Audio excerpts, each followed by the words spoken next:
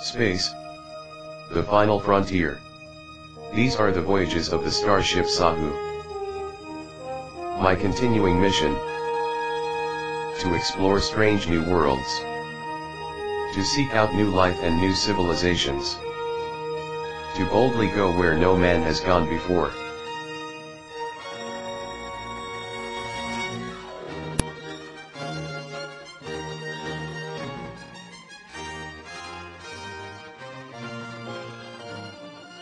Ankh Ajah Seneb. Captain's Log, Stardate 9639.248. Supplemental. Riding on a boat, sailing through the stars. The ancient Egyptians were the first to conceive of traveling through the stars on ships.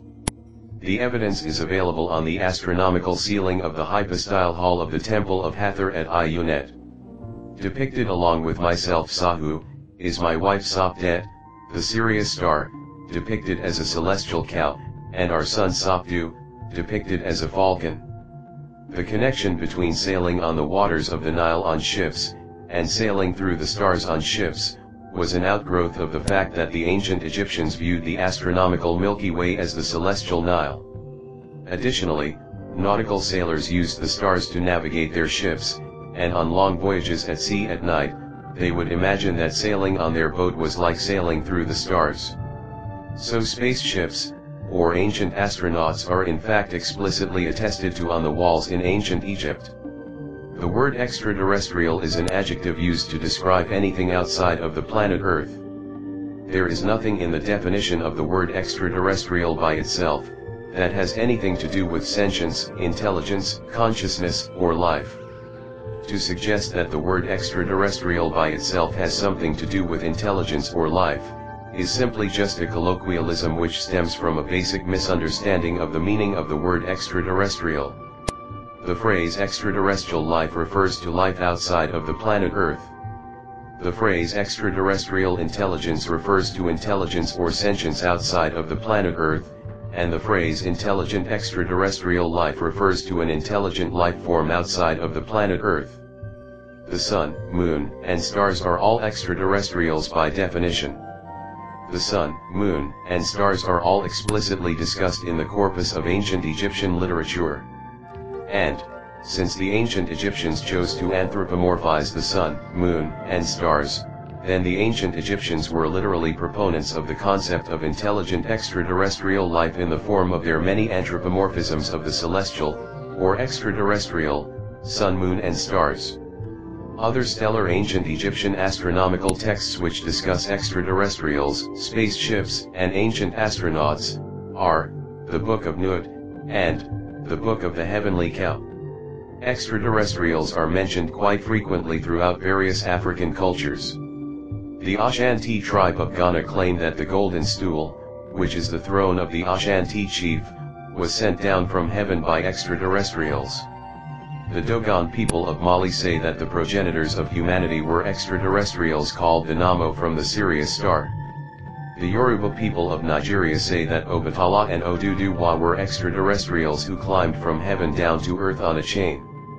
The Maasai people of Tanzania and Kenya say that their ancestors were extraterrestrials who came down from heaven to earth.